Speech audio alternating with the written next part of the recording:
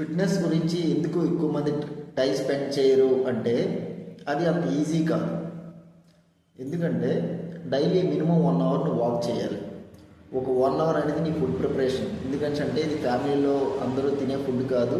At the same time బయట ఎక్కడ పడితే అక్కడ దొరికే ఫుడ్ కాదు.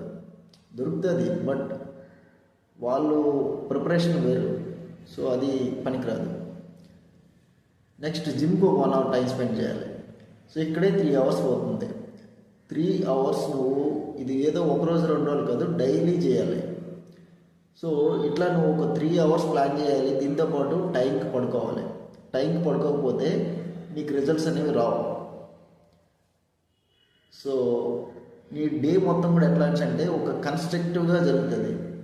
కానీ కన్స్ట్రక్టివ్గా జరగడం అనేది మనకు చిన్నప్పటి నుంచి అలవాటు లేదు కాబట్టి చేయడం అనేది చాలా చాలా టఫ్.